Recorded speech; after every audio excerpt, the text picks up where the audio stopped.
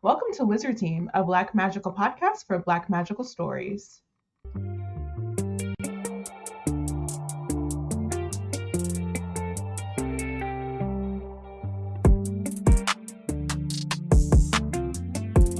Hi everyone, it's Bayana, Robyn, and Porshèa embarking on a journey through the many fantasy stories written by and about Black people.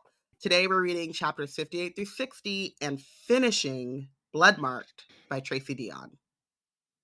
Wild. But first, previously on Wizard Team, so Bree is stuck in Arthur's dream prison, quickly finds out that she can't call it a dream prison without being zapped by lightning. Meanwhile, Arthur catches up with the Shadow King, who admits to bloodmarking Vera and her line. And then Sestra and more Mage Guard show up to arrest Bree, but Volition is not having that. So the ancestors attack, but Erebus is able to get Sestra and Bree with Arthur in her body out of there. And then they go up to the northern chapter where the Legendborn's meeting is crashed by the Regents, who think that they can turn them against Bree. But the Legendborn have allied with the Morgaines and disavowed the Regent spy Tor. They fight the Regents, but just when Ava, the Morgaine, decides it's time to end the lines for her for good, a car zooms in through a secret tunnel. And that's where we left off. Secret tunnel! Sorry. One day, someone is going to say, well, I don't think anyone will ever say secret tunnel without me doing that. But someone's going to say tunnel, and I'm not going to secret tunnel. A secret tunnel? No. A secret tunnel, that's the only reaction. But anywho, Morgaine is taking Arthur to like the dungeons where the Shadow King's crown is being held, and she has a theory about the crown and its similarities to, I'm thinking Excalibur. They use a Welsh name. Pretty sure it was Excalibur, about the similarities of those two kind of weapons. Without the crown, she believes that the Shadow King has lost his ability to lead and fight, and that's how he became weak, because they took the crown and then he was able to be defeated. So Morgaine is talking about harnessing the magic of the crown, but Arthur stops her and is like, nothing good comes from playing in Shadowborn magic. And I'm cackling, because isn't that what they do? Isn't that what the legend, like, ain't that what y'all doing? Playing in Shadowborn magic? It's something. She's Morgaine is saying like Merlin also disagreed or whatever. She's trying to like kind of go through it, but Bree, who is still like a ghost in this dream state, feels a pull to the crown, and so she's able to actually like walk through the ward that Morgaine had built around it, and touches it. So I had a thought before we go further, because last time we were talking about how like this place is a prison, and how and we're trying to figure out like why Merlin would build a prison for Arthur, or did Arthur's kind of like subconscious make it into a prison? But part of me, then I'm kind of like, is that the actual crown? Like, did Merlin build this dream prison to keep the crown? Oh. Like, you know what I mean? Keep the crown away from the Shadow King? It was just a thought. I don't know how it works magic system wise, so yeah, I can't, but it I was mean, she does what I was reading this time. She does mention like being able to like kind of walk, like she walks through Arthur walks through her or whatever, but when she touches the Shadow Crown, it's very solid. It's solid. And it shifts her whole, like it shifts the whole situation. And I wonder, maybe it's because she has the blood mark. Yeah. I think that's one thing that they kind of mentioned once she touches the Shadow Crown, and then everyone, like, they can see her, like, it's no longer a dream, like, realm, or I don't know, it's more kind of like a blood walk or something. Everyone kind of becomes more aware and alive. Yeah. Of, like, this. Yeah. But And as soon as she touches it, the blood mark on her, like, lights up. She's like, it shines through her shirt. Like, they can all see it. Maybe. That's a really interesting theory. And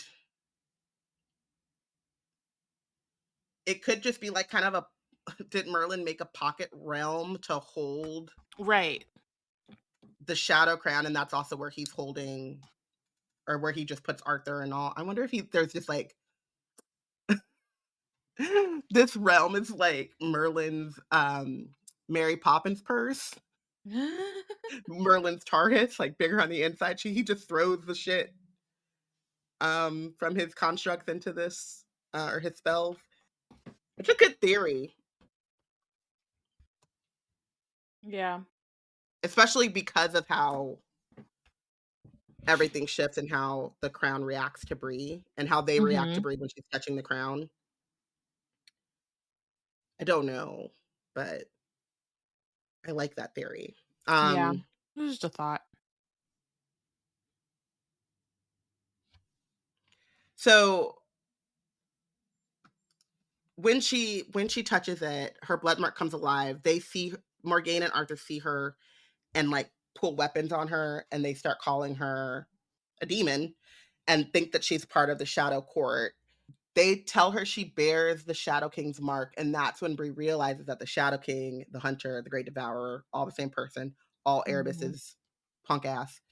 She runs from Arthur as like, I'm not gonna let them, into Lancelot. And then Lancelot can see her as well and is like, who are you, demon? Or whatever. And she's like, none of this is real. And so then the thunder and everything starts to like fall apart. Also, just a thing that Merlin also turns into an eagle owl, like Cell. Yeah. And I wonder, like, I was curious if that was like, is that all that Merlins can turn into? Or is it just that, like, another connection between them? Like, I know, like we know that some Merlins can shapeshift, but is it that they can only shapeshift into an eagle owl? To an owl. Or is it like, yeah. Or is Cell just extra special? I think Cell's extra special because I don't think most Merlins can shapeshift. Yeah, but like, can one of them become a bear or something? I don't know. If they can. Yeah. I would assume they can only become owls because of Merlin, because that's like a part of the power that came through his bloodline. Because they're like diluted Cambions, right? Besides Cell, which we will learn. I'm more than convinced. I am more than convinced that Cell has a lot more demon in his blood than the average Merlin. But yeah, they're all supposedly descendants of Merlin and Merlin's bloodline, and they're bred like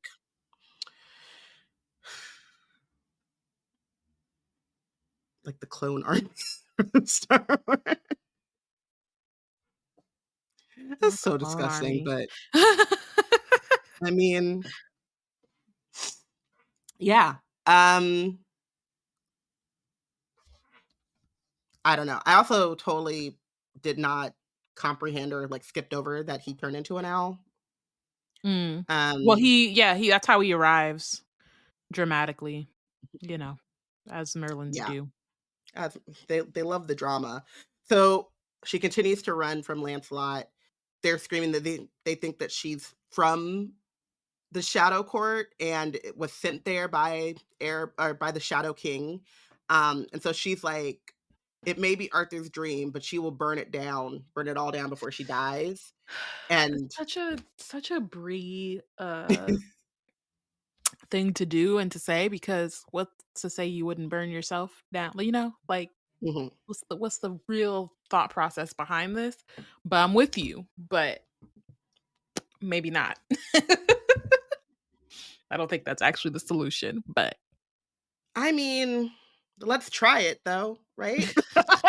know. Like, she's stuck in this like dream world she don't want to be in. No, she does She not. got tricked. Like, what's the alternative at this point? And now they can see her ass. So All bets are off, I guess. yeah. So she realizes that her root is back and that it's stronger than ever, and she decides to shift into a motherfucking dragon. As you do. Exactly. Dragons never die. They never die. So nuck if you buck, bitches. Mm-hmm. Loving it. She then like also like conjures up the like, is it a mace?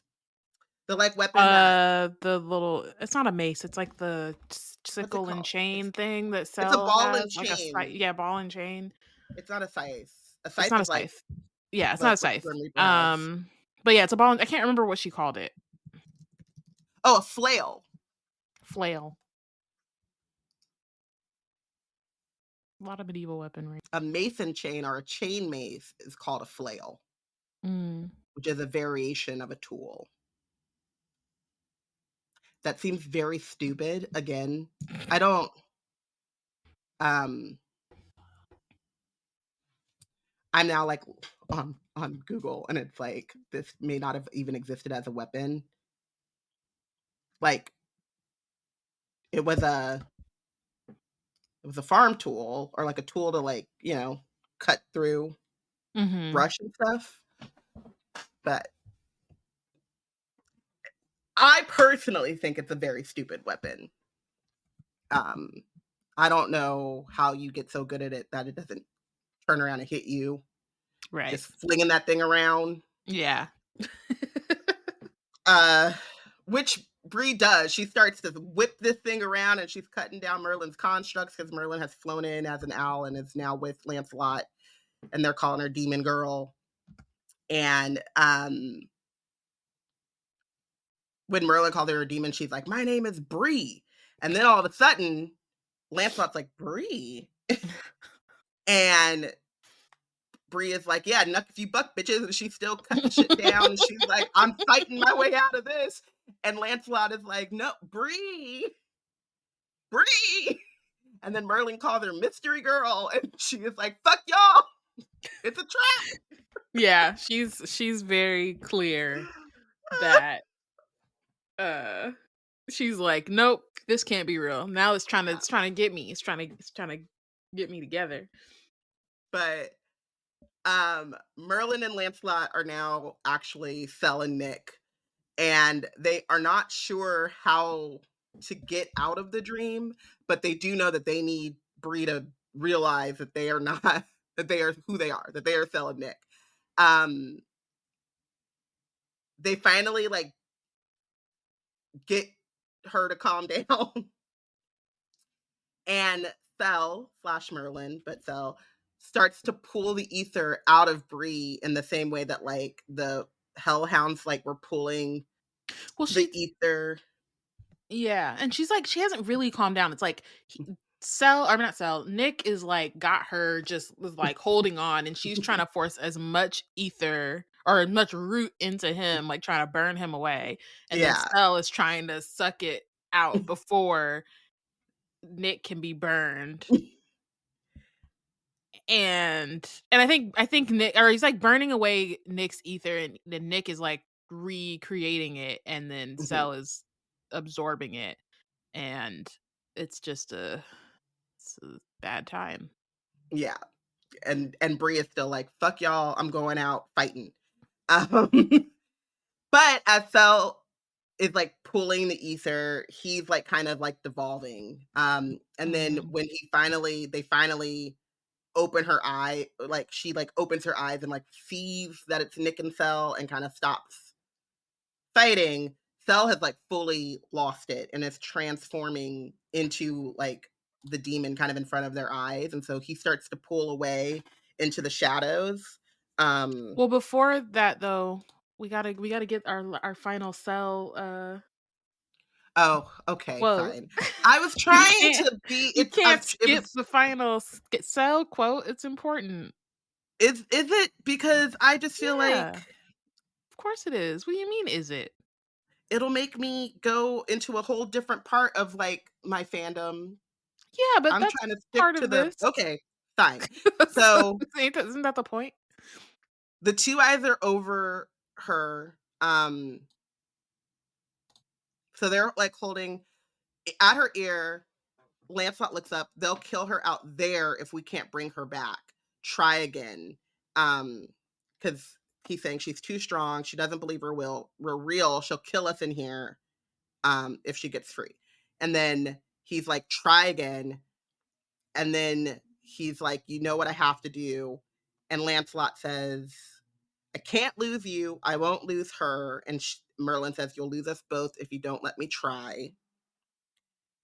And then he says, just know, Brianna Matthews, that you are worth this and more.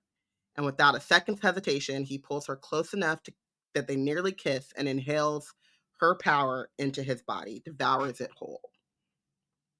Her rings shrink and turn to dust. Her armor melts and turns to dust. Her like all of it turns to dust. And he's drawing deeply on her root. And with each breath, his eyes turn a deeper and darker red until they are the color of heart blood. What makes heart blood? Why does it have to be heart blood? Why? Explain it to me. Why? It's a different color whenever it's at the primary deeper source. red, but I don't know anything about. I don't watch Grey's Anatomy, so I wouldn't know. But also, Pokemon. There's Heart, Heart Gold, and Soul Silver, and I just feel like that's a level of like knowing how deep how like thoughtful and like original and stand out it is among the other courses of this or whatever. So if that's any level of signifier here, how completely like symbolic it is in comparison to other bloodletting that has happened in this book. Word. At least it didn't describe her innards like we had. So he like pulls enough of the ether out that she's like lost her dragon form, and Nick says like, come back to us, come back to me, or come back, Bree, come back to us. And then Merlin's voice, Sel's voice, is nearly unrecognizable and says, come back to us. And that is the last of Sel's words.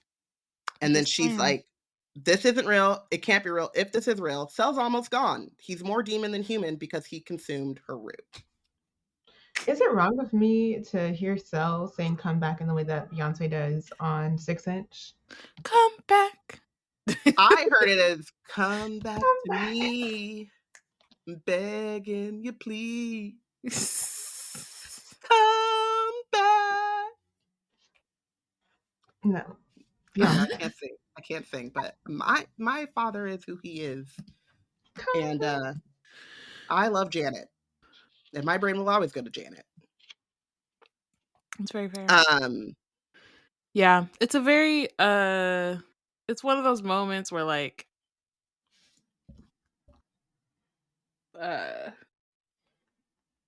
yeah, it's just a hard thing for her to have to deal with. And for him to like tell her like you're worth this. It's like don't feel guilty about it, but like obviously she's going to. What the hell? But yeah, it's just it honestly reading it this time, and I just don't think that despite like the time that they got in Legendborn, like I think Bree and Sel got a more concentrated time together. And I think but yeah, by the end of this, it's definitely at this point, Bree and Sel's relationship is a lot. I mean, it's still complicated. It's still like confusing. Bree definitely doesn't know what she wants, but I think what they've both been able to give each other is a lot deeper than like what she and Nick have like kind of experienced at this point. But there are still 2 more books, so who can say? Yeah. So Bree opens her eyes and she finally like realizes that she is with both Nick and Cell, and Nick is asking her how to get out of the dream. So she's like, y'all don't know how'd you get in here, right? But she's saying he's like, we need to get out of here because there's more danger in the other, like outside of the dream, right? So he says, how did you get in here? And she tells him how she accepted his Arthur's offer to live through her, and he's like, well, then reject it. So she like, I don't know how else to explain this, but like puts on like a declarative voice, like she puts on the voice of like her official, and she's like, I reject the title of Scion. And she starts to like kind of go through the oath that she took in the beginning of this to like, what did they like, to the King's Oath, even though it didn't fully take because the regents were on some bullshit, but she uses those same words, but instead of like accepting that oath, she rejects all of it. And she says that she rejects Arthur she rejects the oaths by her blood and on her heart. And Arthur can hear this, and she starts to say, like, kind of come back more into herself. And he's like, no, Bree, you bullshit. And she's like, get the fuck out, bitch. It reminds me a lot. Right now. It reminds me a lot of, I don't know if you've ever seen or read stories where like someone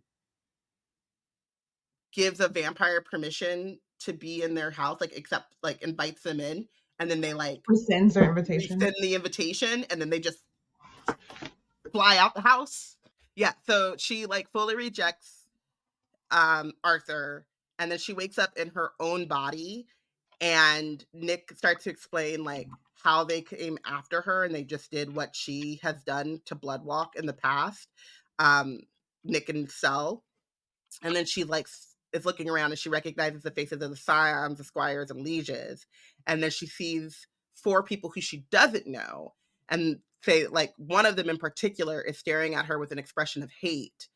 But they leave, and she has a feeling that they will see each other again, which is like, I hope foreshadowing. And then when she's fully like back into herself and Liz looking around, she asks, where's Alice? And that is where chapter 58 ends.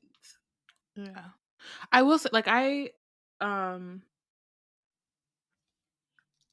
really love the moment. Like, rejecting the oaths is, or I guess I don't know, is if like, because she never really took the oath, so like, I guess it's rejecting the awakening. Yeah, I mean, I think it's not. Or I mean, really, it's really just her shutting the damn door, which is like what Mariah's been telling her to do like this whole time. I'm trying to go back. Like, you have to go all the way back to like the beginning. But doesn't she?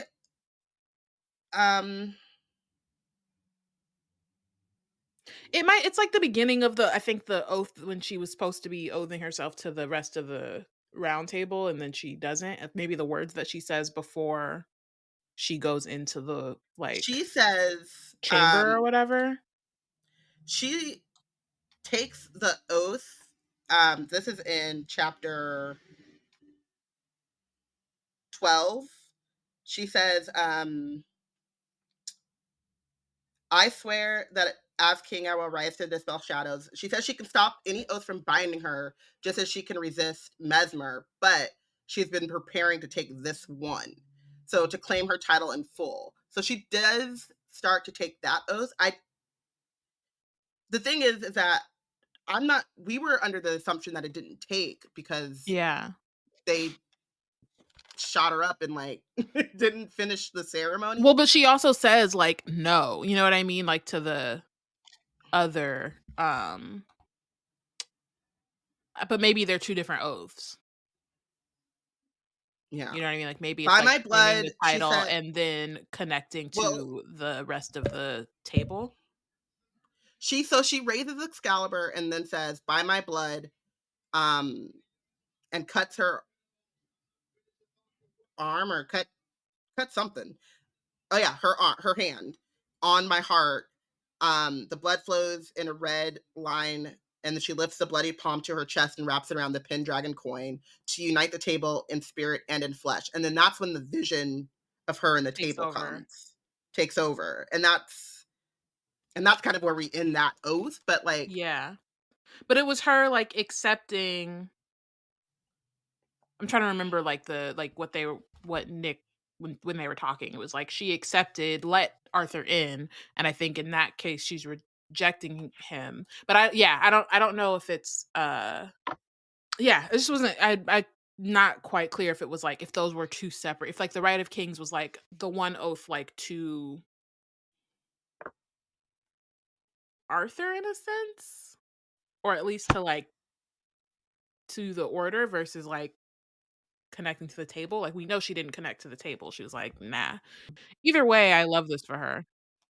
So I took this all as her creating her own oath and it not being related to an order oath. She was creating her own vow of like, no, I won't connect to you. Like she's rejecting. I wrote in my notes, who knew that Bree rejecting her white heritage would allow her to be free? Almost as if the colonizing blood kept her colonized. Well. Yeah. And I really I do love it makes a lot of sense. Honestly, even like what's coming next, it's not like I don't love it, but it makes sense. For like what she's all been through. And there's so much like of her being told what she has to do and trying to fit it and it not working and things just getting worse and not, you know what I mean? So starting with Arthur, especially, he's got to go. Yeah. Like I throw just him think out the that house like Uncle Phil does to Jazz.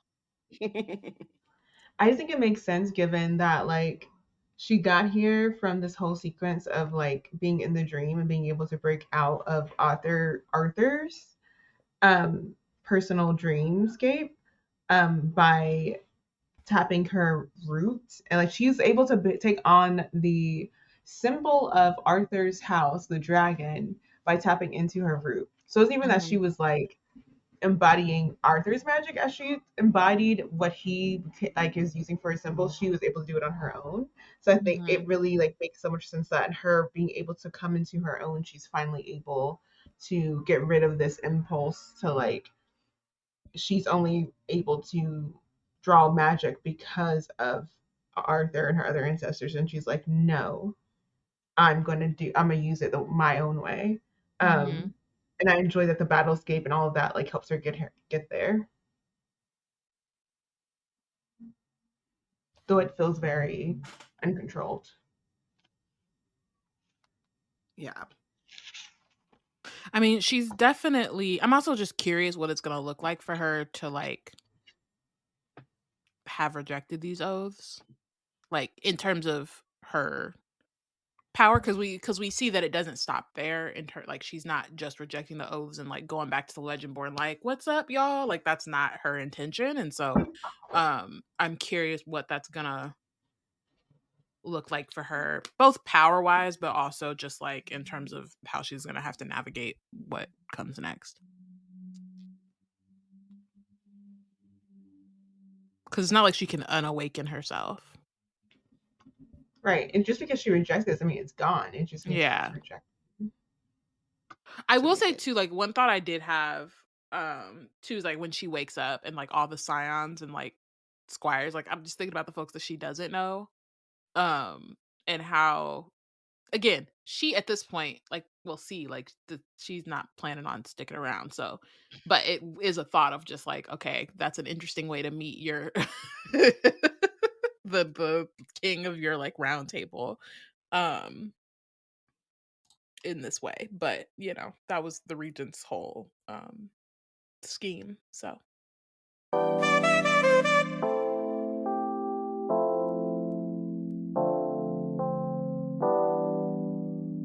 here on Wizard Team, it's no surprise that we love books. We also love supporting the independent bookstores.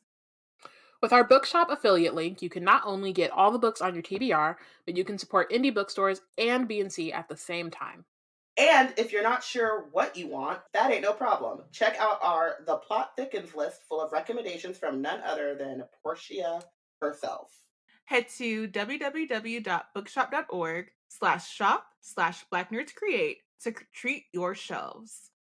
Treat your shelves. Oh, that's nice. That's clever. Oh my goodness. That's clever. Oh, it's such a clutch off-season pickup, Dave. I was worried we'd bring back the same team. I meant those blackout motorized shades. Blinds.com made it crazy affordable to replace our old blinds. Hard to install? No, it's easy. I installed these and then got some for my mom. She talked to a design consultant for free and scheduled a professional measure and install. Hall of Fame son. They're the #1 online retailer of custom window coverings in the world. Blinds.com is the GOAT. Shop Blinds.com right now and get up to 45% off select styles, plus a professional measure. Rules and restrictions may apply. Wizard Team is part of the Black Nerds Create Collective, which provides content through the lens of critical and creative fandom. In B&C's Discord, you can not only find a channel dedicated to all things Wizard Team, but spaces to connect with other fellow nerds about stories across media, genre, and more. Join a group read, find book recommendations, and maybe even get the juice to write your own story. Just go to bnc-community.com to join.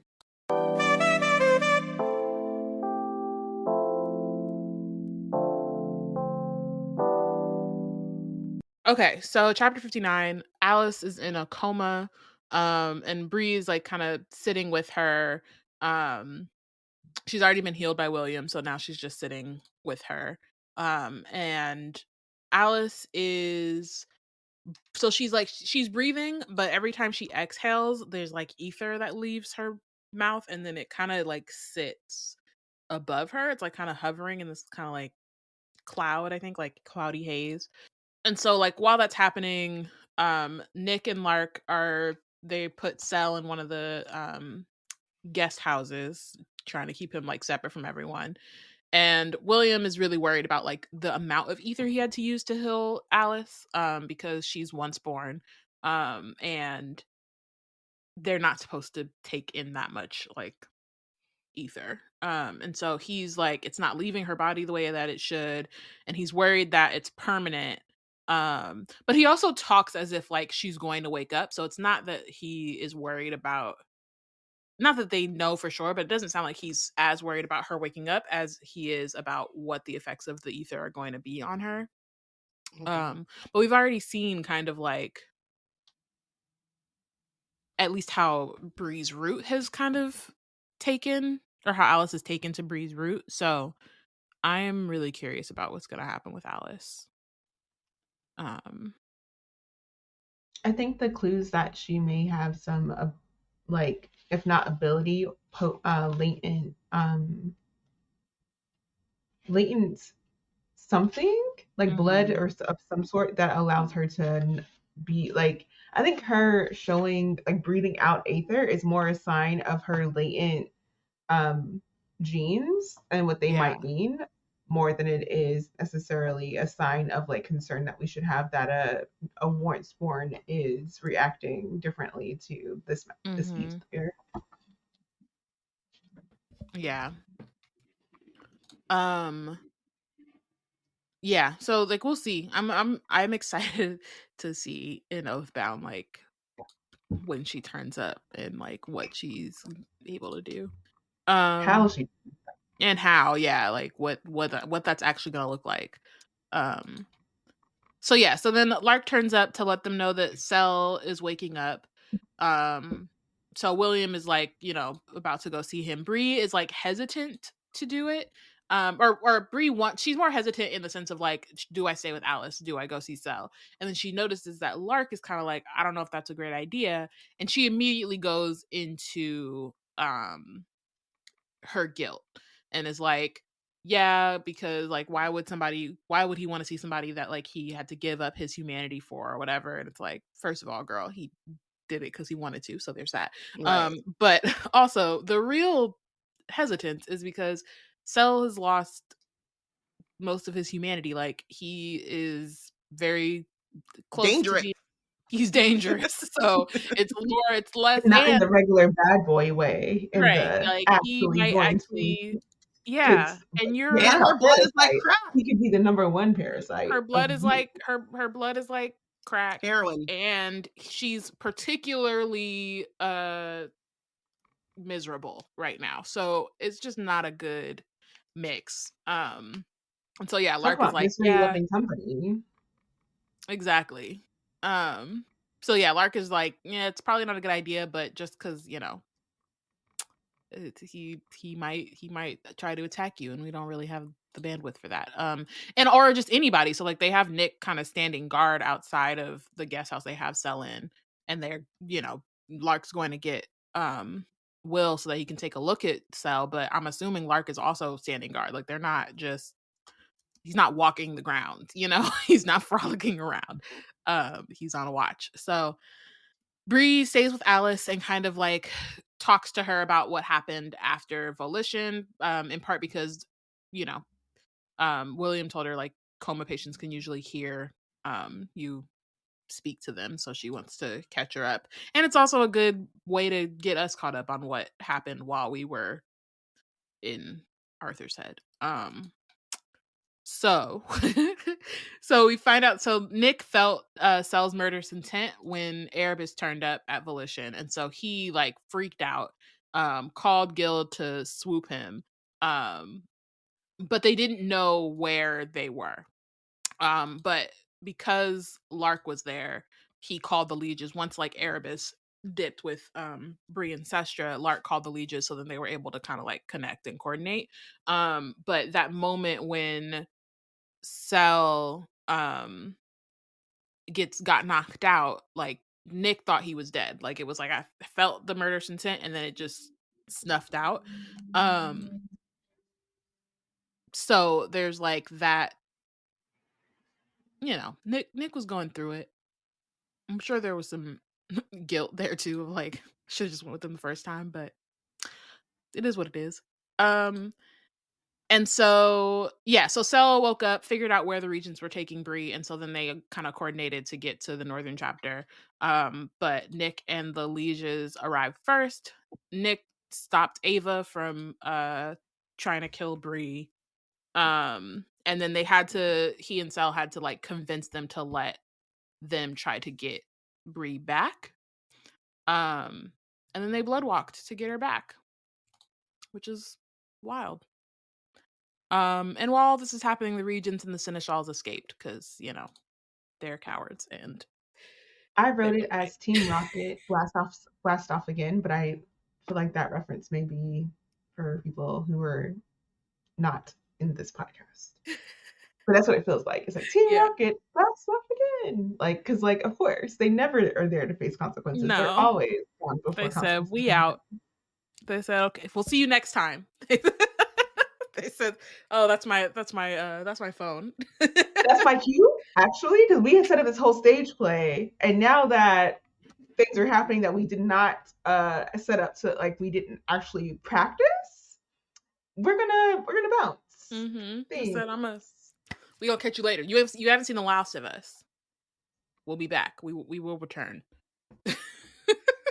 I'll get you, my little pretty, and your little dog too, but not today. Mm-hmm. So Bree says this quote where she says, "Nick and Cell saved me, and then I saved us." That doesn't sound right. It wasn't a good thing. But so she's like trying to, it's like she realizes she's waiting for Alice's like response.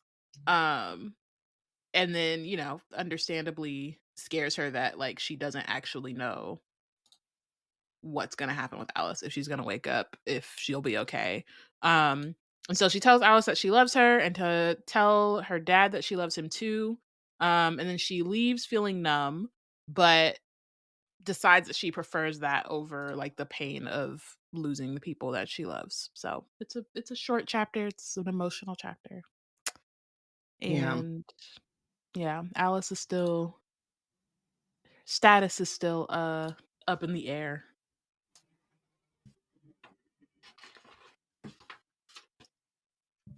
Yeah. You know what's also in the air? Bree moving with patience, because she's moving with impulse right now. And her impulse is going into chapter 60 is to take control of her powers after she was able to do so in Arthur's dreamscape. And so she, again, her impulse and how to do this is to burn everything, much like a dragon, you might say. So burn everything down. So she's going to burn down both streams in her ancestral plane. And while Arthur keeps his behind unseen as he should, Vera does pop up and she asks Bree what she's doing. Bree's like, I'm tired of this, y'all gotta go. And Vera leaves her with the warning that though Bree may not want the weight of her ancestors, it's getting rid of the weight is going to leave her at an imbalance, and chaos favors imbalance.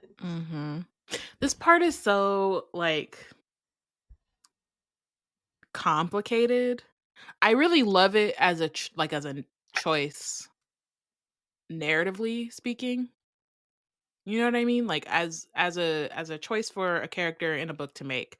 I think it's a good one because it's so like wild and you're literally reading it like, no, what are you doing? Like this is obviously going to be a terrible decision, and it makes a lot of sense for where Bree is at this moment and like as a character. I think especially coming off of Volition where she like was trying to get answers and trying to get guidance from her ancestors, and they really refused to give it.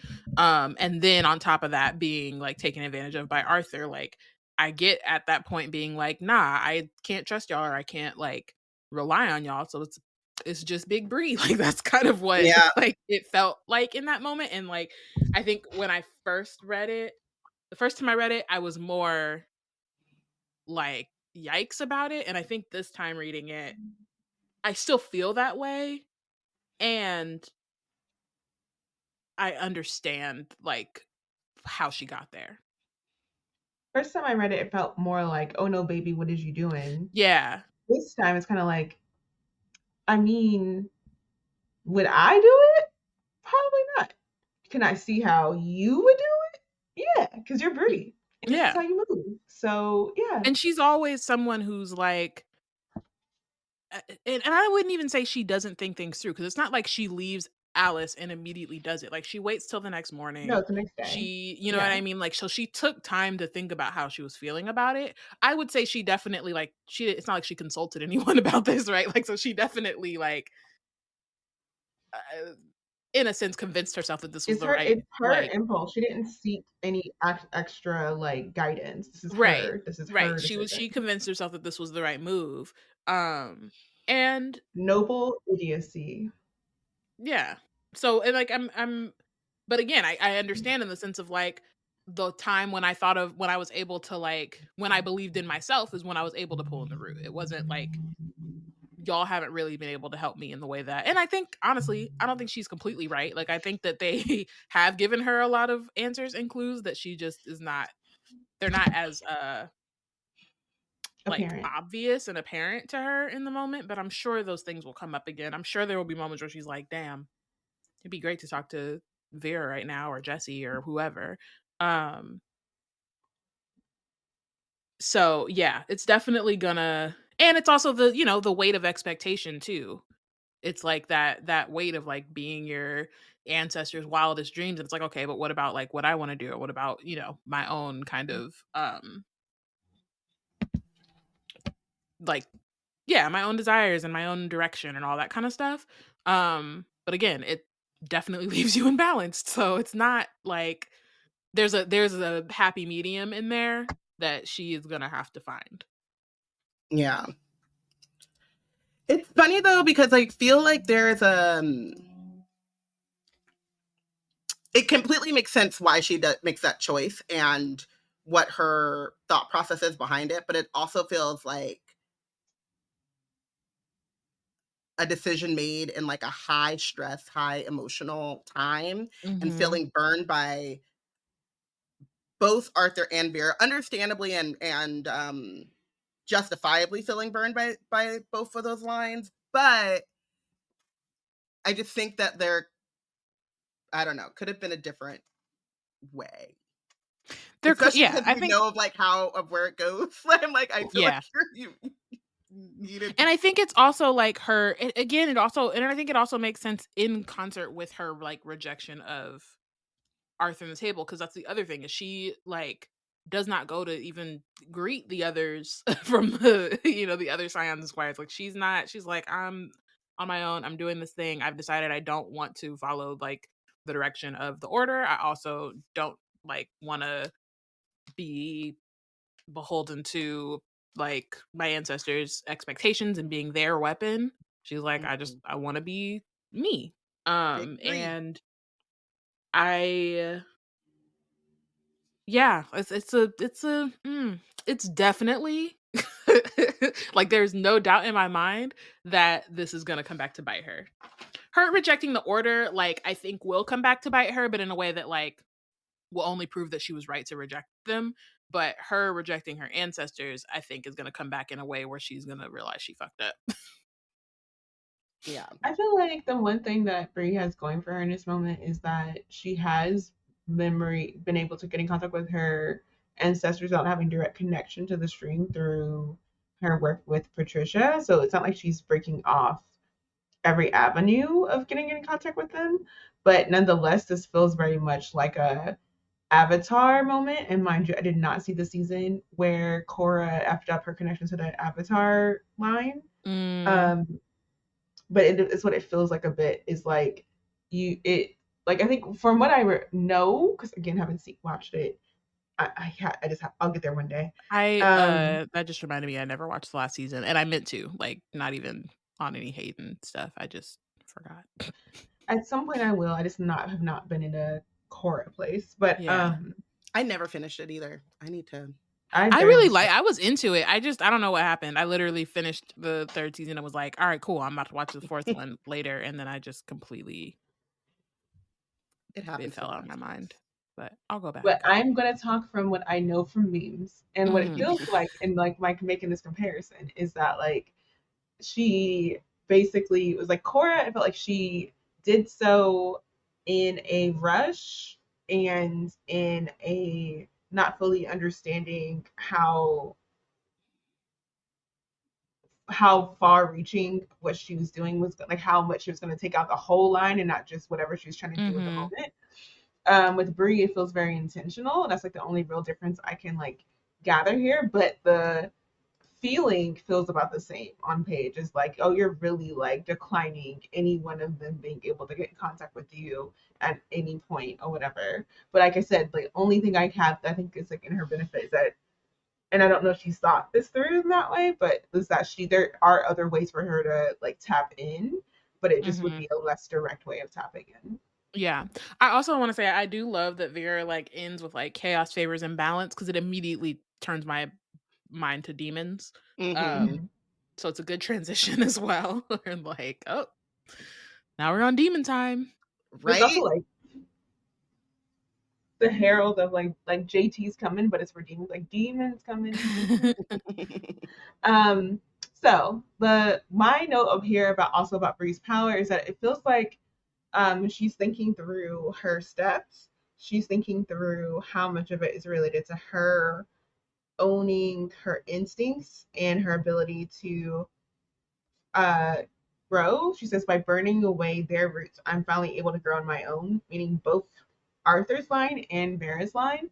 So, and she's like, it sounds like in her brain, she's reasoning that like, and it sounds like in how that reasoning sounds like to me, feels like Snoop Dogg, whenever he was accepting his star on the sidewalk, was that like, he's like, I like to thank myself for all the hard work and perseverance I went through to make it here today.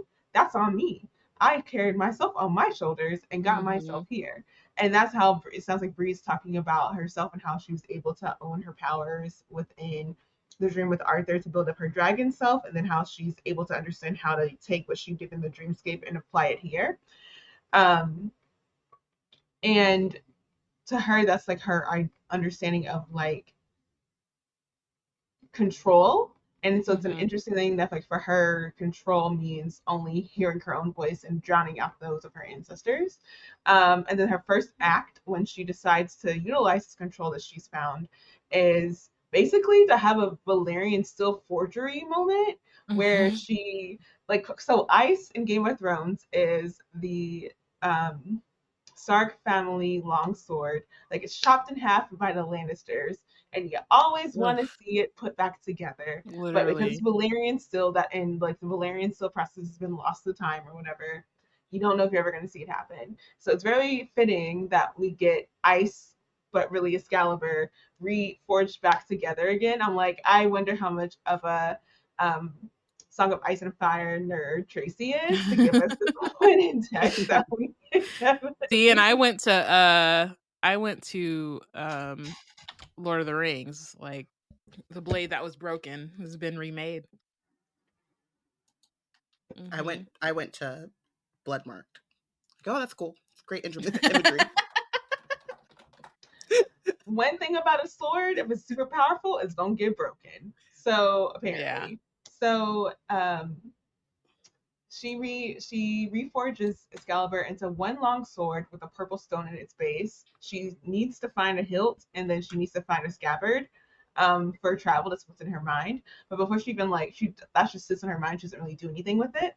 So her next move is then to cast a root lure for the hunter / great devourer, aka the Shadow King, aka Erebus, who when he pops up, she's like, I knew it was you. And he was like, did you though? And she was like, yeah, I knew it was you. First, she's like, I knew it had to be someone close to the order who would need to know and be near when Arthur reawakens in order to claim your revenge. She also notes in her thoughts that she noticed Erebus's signature is older than the ancients themselves, which I'm taking to mean when she's in Arthur's dream and sees Merlin and Arthur, the signatures of the magic she sees there is similar to the magic she's seen Erebus do, and so she's able to put two and two together there. But if there's other ancients that we've seen in the text, let me know. That's what I took from that.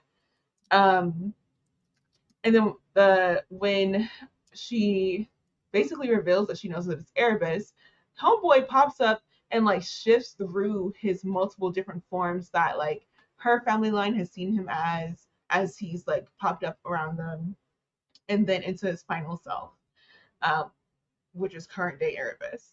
He then says that he was able to appear where the line of Vera is in mortal danger in order to protect them, / his investment in Vera's deal, which is that he basically joined the deal to have access to an endless supply of ancestral root and blood-crafted power that he will be able to eat when she expels it upon her death. So he's actually been supposedly a protector, even though he's made himself come at the last moment sometimes.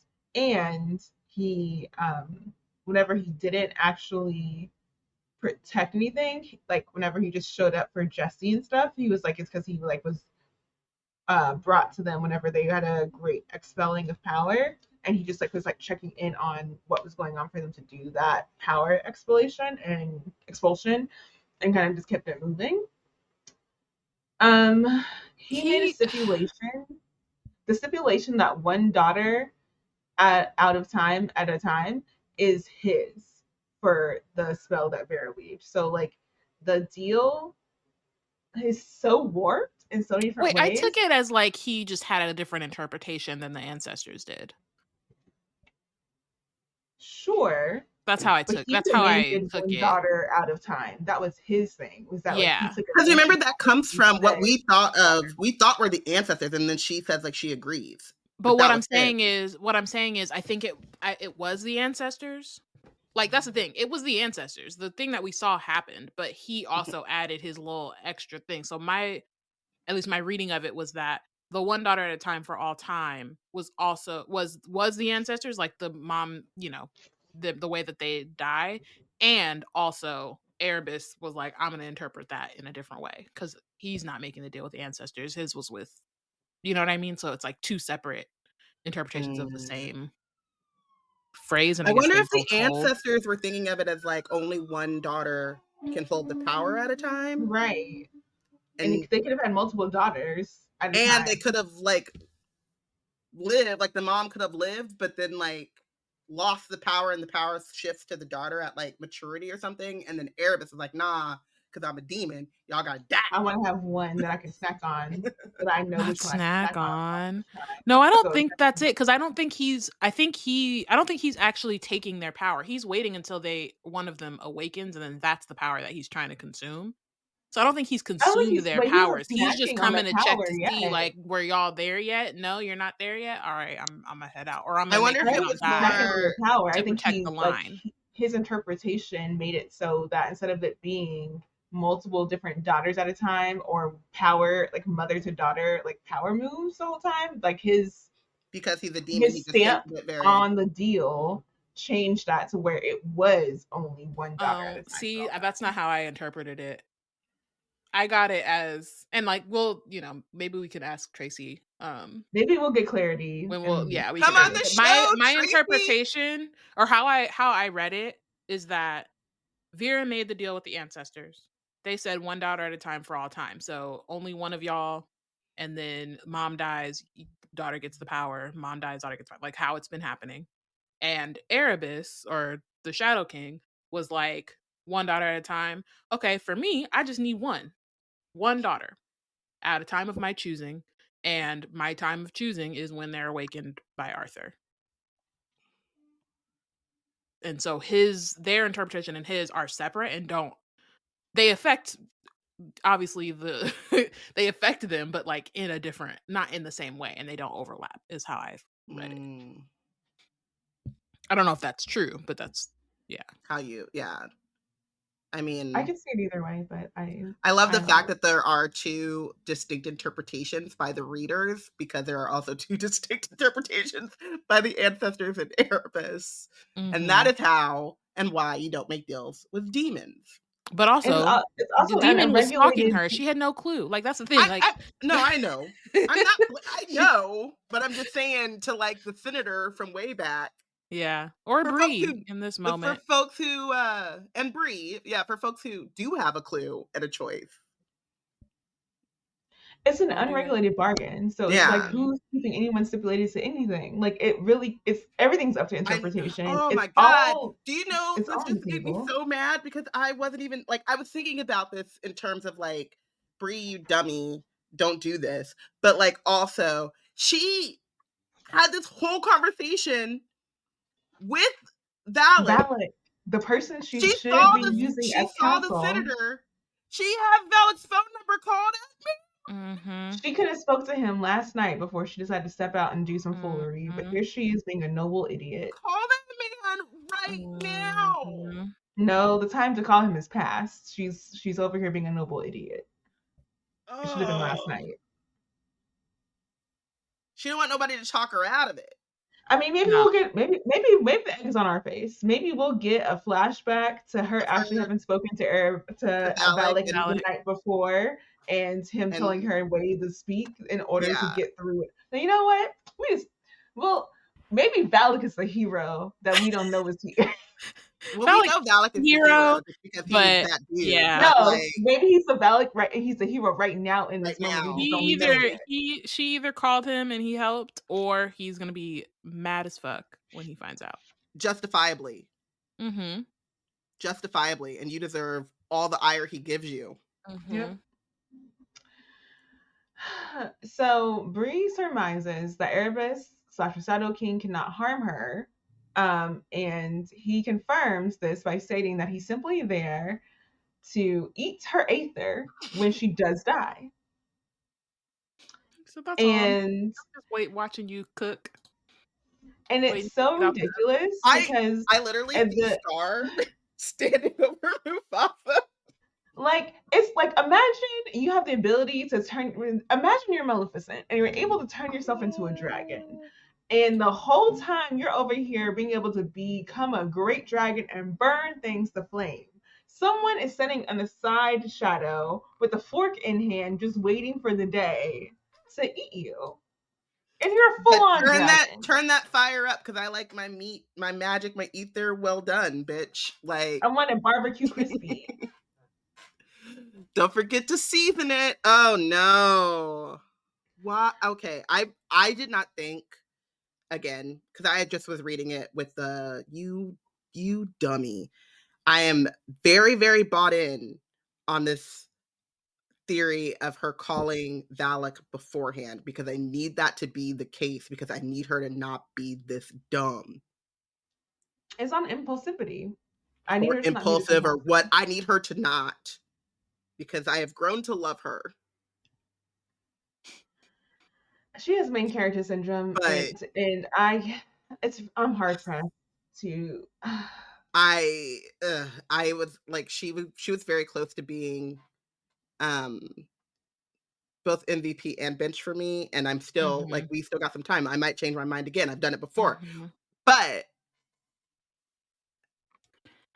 it's it's a difficult situation. Again, it's one of those things where I understand where she's coming from. I do not agree, but I understand. You know? I get why she got here. I get how she got here. I just said this 2 minutes ago off recording, but I'm going to repeat myself. Support women, all women. I support women's rights and women's wrongs. But some of you bitches are dumb. And sometimes you bitches are dumb all the time. Sometimes it's a part-time idiocy. And sometimes you bitches are children. You've been traumatized, and the dumbness has a reason and an explanation. This shit is dumb. Alice gets in a coma, and immediately she started doing dumb shit. Was gone. She just came out of a dreamscape, and she's not giving herself enough time. Just found out that Erebus is the devourer, is the hunter, is the shadow king. Yeah, and in a dream. And said, you know what I'm gonna do after I've seen all of this?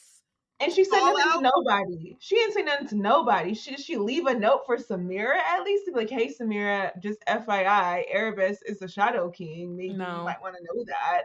You did me a solid. Let me leave you a note as a solid. Anything?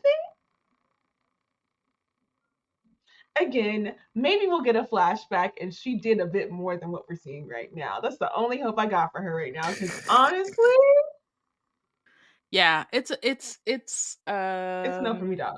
This whole it's not a good look. However, Bree dying and Tracy being like, I told y'all bitches to read the fine print. I will say though, this is one of those stories. I do understand, not understand, but like I kind of understand in the sense of like she again, not agreeing, but I'm trying to parse through the thought process here of like Erebus or Shadow King can't kill Bree himself, right? Like that's part of the deal is he can't kill her. He can wait till she dies. He can maybe try to, demons are crafty people, so can wait until he feels like, okay, she's at the peak of her power, like now is the time. But in that sense, Bree is like relying on his protection, but also I think there's probably something about her knowing that she can't trust him. As opposed to trying to fit herself back in the order, as opposed to like all these things, right? It's again, the order is, they're gonna be pissed. Tor's gonna feel pretty vindicated, but who gives a fuck? But like, you know what I mean? I think it's gonna be it's definitely like Oathbound is about to be some shit. But I mean, she's definitely gonna have some power. I have this theory.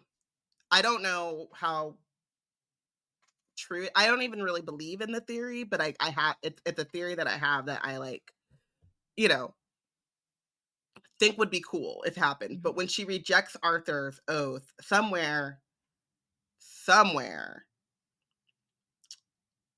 a new Arthur has awakened, and Erebus is about to be pissed because she's got all this powerful root, right? But not but because his whole thing, he's petty as fuck. Which also, can we just shout out to that?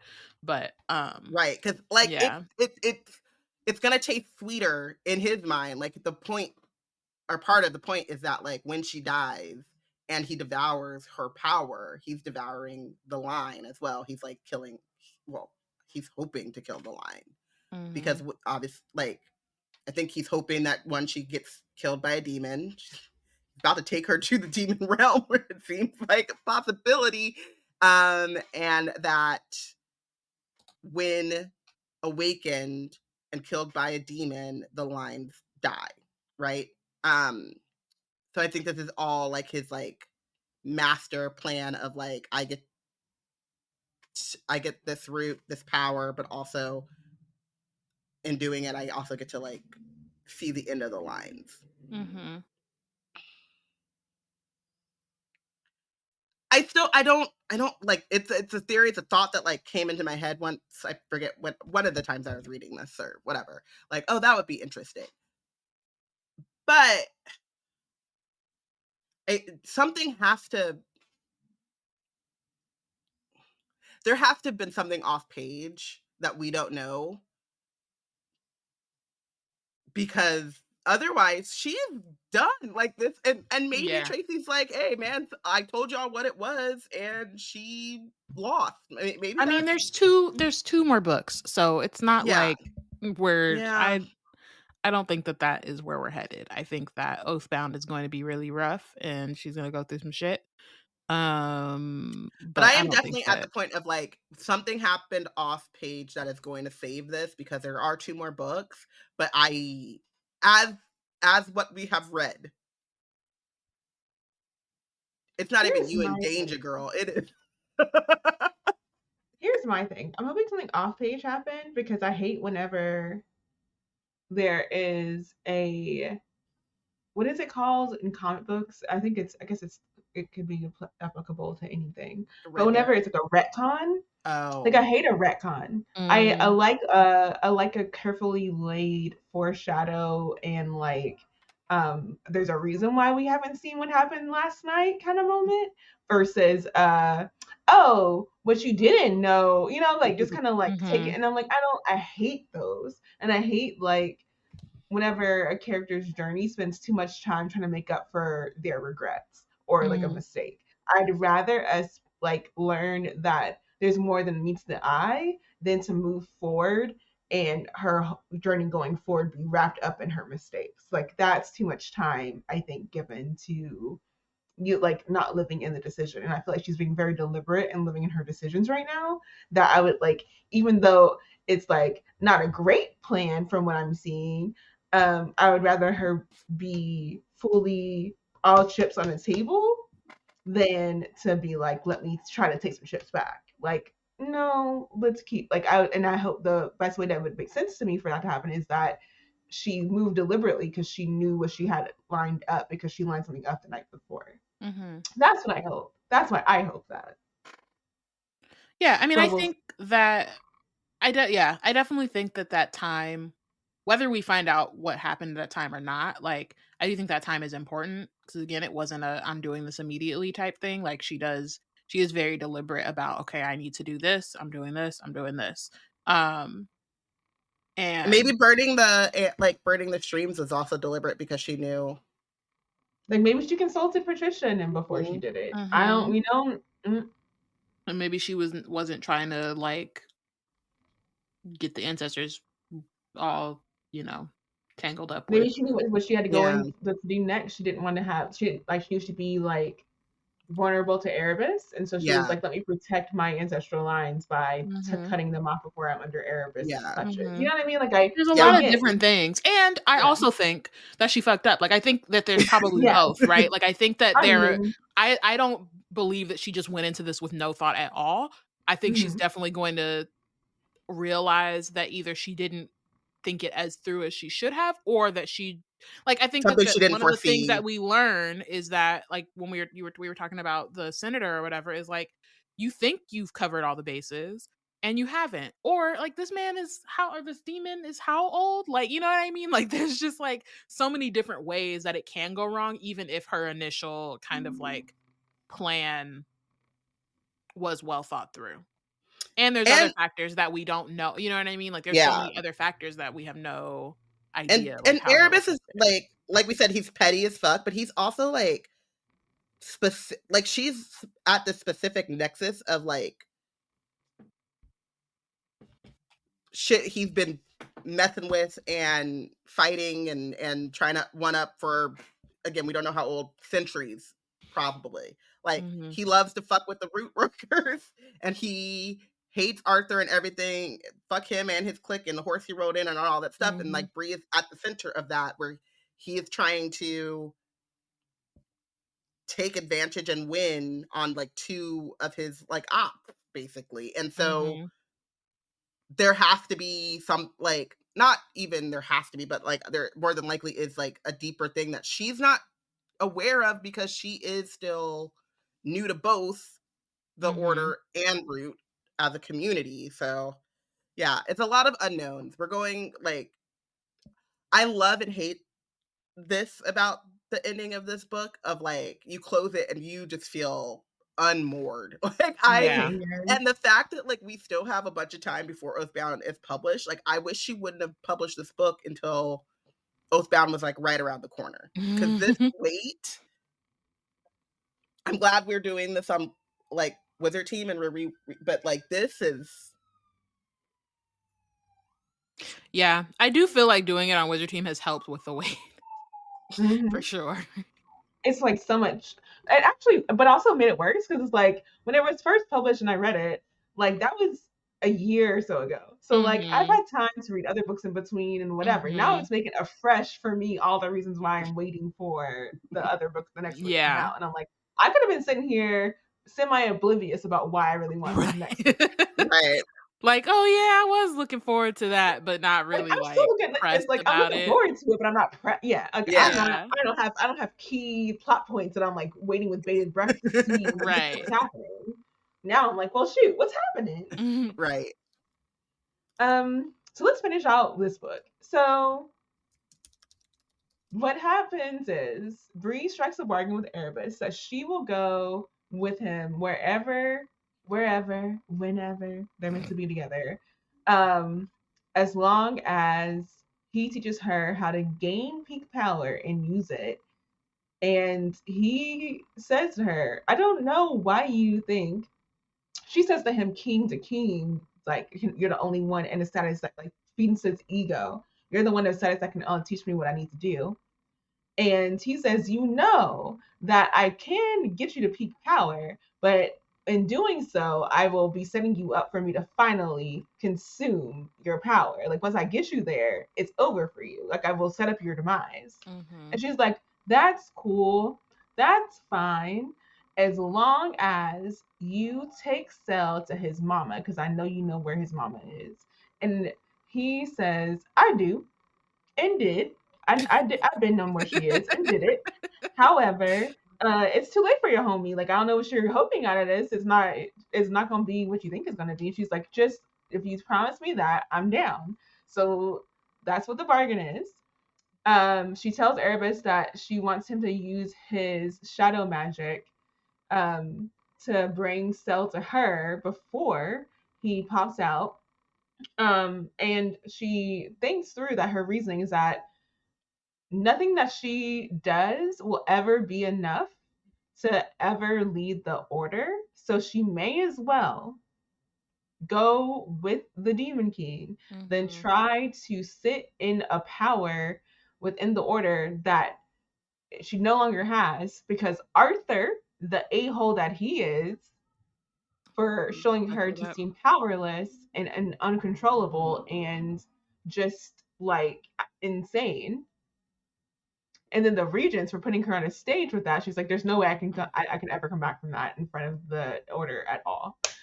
And I appreciate that in the sense of like, one, like she's right, like just the acceptance of that, but also at this point, like who cares? Like she hasn't been invested in them from this point on. You know what I mean? She hasn't been invested in really being in the Order in the way that they expect her to.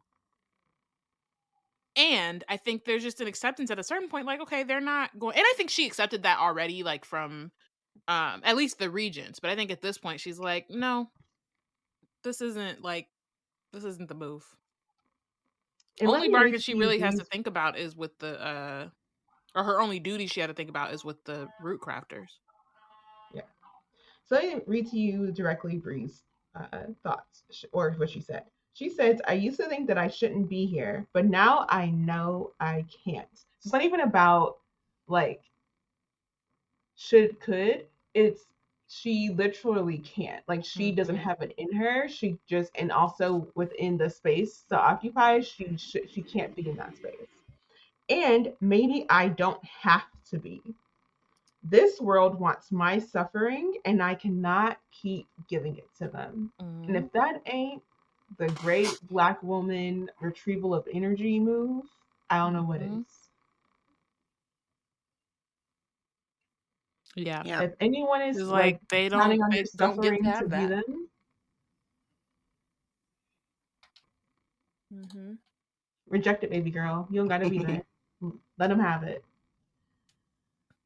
So Erebus does bring Cell to Bree as per her request, but Cell is such a freaking, like, I'm not being exaggerative. I'm not being facetious. Cell is such a demon in this moment that when he sees Bree, he's basically cackling and reveling in her anguish and relishing it.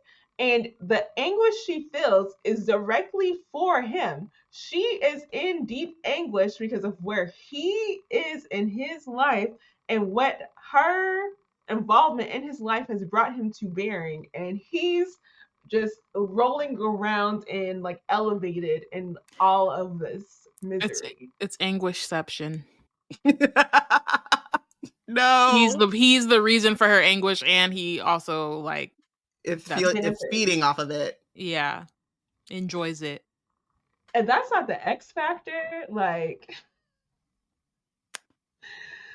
you like I why won't you live with me? I want you to live for me. You said you would die for me. Why? And he's just like, I'm gonna live all of this up. I'm gonna drink it all, and this is amazing, delicious, scrumptious, even delectable. It's a rough situation. And so after that moment, Erebus takes him on out. He comes back. Bree asks, like, did she say that she could like help him? And Erebus is like, no, there's no promises there. And when Erebus had stopped and brought Cell to her, he noted that Nick was going to notice Cell's absence. And sure enough, when you look down the hill, there's Nick and William starting to run up to where Bree and Erebus are. It's having a whole Kate Bush moment running up this hill. And they're putting, like, Nick is starting to armor up. And it's too late because Bree has her sword in one hand and takes Erebus' hand in the other. And she whispers an apology, the beginning of an apology, only to be sucked into the air wherever her and Erebus go. And so when Nick gets to where she is and stretches out his hand, he's basically just touching air. And that's the end of this book. The drama is so serious. Something that is so serious.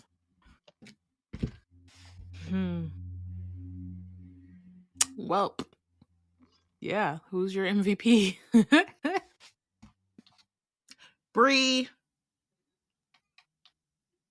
Yeah. There's really no other choice.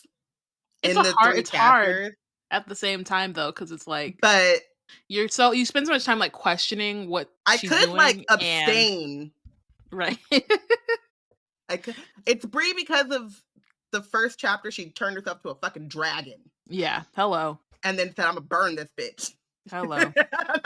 I really fucked with that.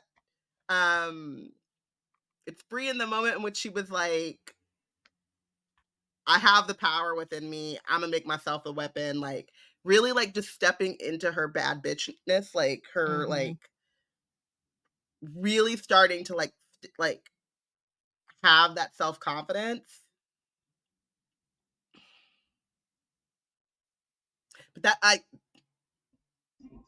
But it's like these moments, and there's no one else on the page. Like, there's no one else to combat. I could give it to Alice for being in the coma and not just dying. I don't know. Like, this is just Bree with an asterisk, man. It's like whenever you're voting, please, if you're listening to this episode, you should have already voted. Like, you should have voted. Yeah. And come on. It's like when you're voting and you're seeing that someone's on a docket running unopposed, and you're like, this is really the only option? Like, I guess, like, do I even, like, fill in this bubble because I know you're going to get it because you're running unopposed? And that's what kind of feels like in this moment of, like, who's MVP? Like, who do I really have and as another option here? And so Bree, for me, is a question mark because of the noble idiocy. And, like, again, hopefully the idiocy is less idiotic than we know it is. Like, or what it seems to be right now. The only, like, secondary contender I had for her for the MVP was William, given, like, all the work that he's done just to get Alice and Cell stable, and the level of, like, how deeply his guilt is running in, like, parallel to Bree's. And I'm like, William should be, like, I guess, like, mentioned, like, honorable mention to William for, like, all the, like, stuff his friends have put him through in this book. And we get to the end of the book and he's still in a place of, like, wishing and hoping that his abilities were better, so he had a better answers for, like, how they're healing, and, like, he's feeling guilt for not being a better person or a better healer. And it's like, it's not you, bro, it's them. Like, this whole situation, just the Regent's fault for making you go on, for forcing you to drug your friend, making you go on the run when you're supposed to be in class. Yep.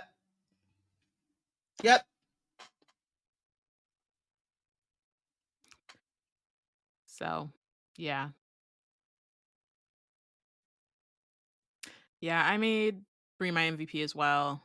I feel like, again, like, even not loving her decisions, but the fact that she feels empowered to make them, and to, man, you know what I just thought?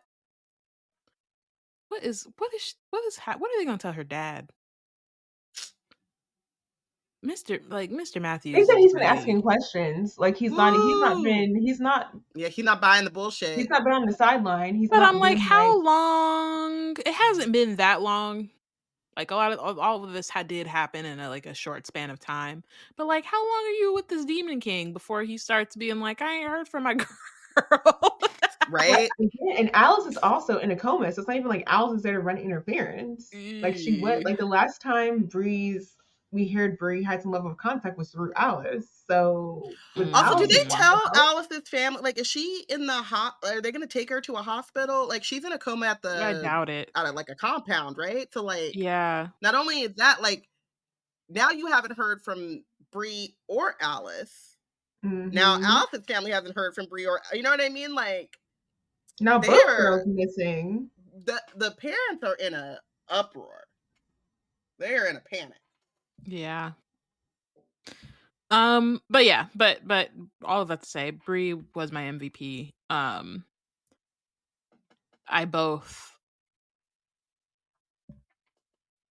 feel like it was important character-wise for her to get to this point, and it's really about to be some shit.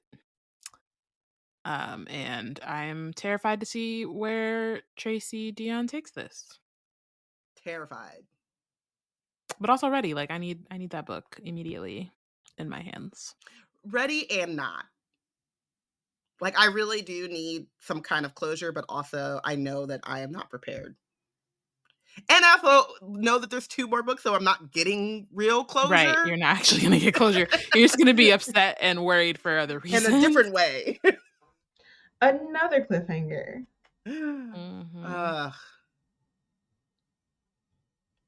We're readers. This is what we sign up for. Literally. So, who's benched? I think we're mostly unanimous. I had to do Obviously, the Shadow King. What are we going to call this man now? The Shadow King? I feel like Erebus for sure. He's been having Erebus is quicker in my brain. Yeah. Well, that dude, Shadow King, Great Devourer, the Hunter, Erebus. I wonder if he has like a name. Yeah, like, I know. What's I his also government still had name? to do. I also still had to like special guest Arthur, because like you're like we just went through. You just found out like the Regent still ain't about your shit. The more like the Scions that you were like, take me to my table, they were like, fuck you, man. Mm-hmm. And also like not your table.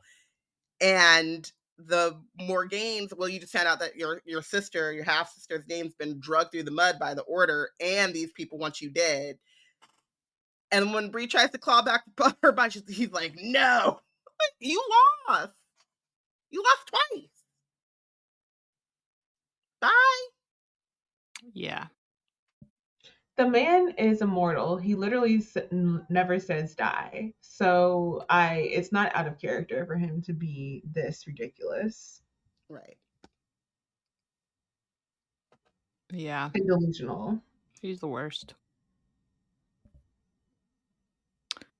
But not as worse as Erebus, who has been sitting there with a knife and fork for multiple generations, just ready for the Aether within Vera's family line to reach like its proper like cooking temperature that he's been waiting for. It's hard because, and I did binge him too, but like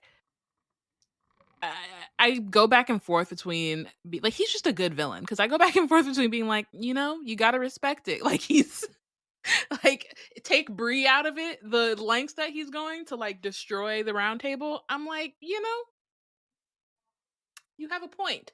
However, the ways that he's like using, or that way that he used Vera's kind of like her anguish and her desperation to then piggyback onto, her searching for safety.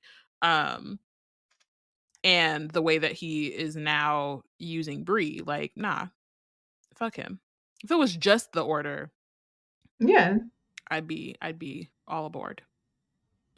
I'm also interested to see what, if any, avenues he's carved out of, within the Morgaines, because they're also seeking the same thing. And it'd be interesting to see if there's like a mutually assured destruction kind of thing happening there. Mm-hmm. So I guess we'll find out sooner or later. Yeah.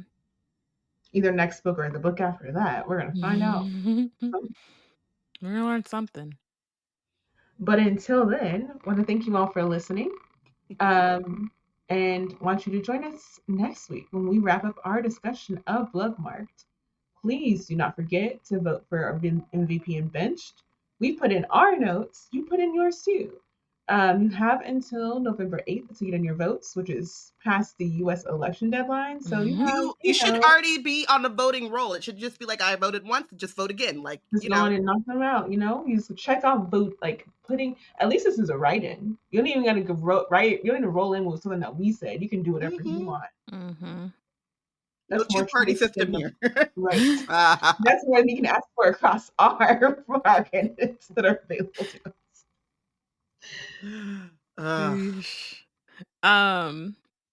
Yeah. And also, we only have one more episode, but it's November, and that's like, or November, as Tracy and like the fandom like to call it, which means there's a lot of like Legendborn content and like stuff that's gonna drop this month, just in general. So like, make sure you got your socials, your notifications up. Yeah. Like, we just found out Bree's birthday is on November 1st, so that's crazy. Just things are happening. All right. Wizard Team is a part of the Black Nerds Crate Collective. If you want to keep up with our content, you can check out our website at blacknerdscrate.com. Follow us on Instagram and Tumblr at Wizard Team Pod and at Black Nerds Crate.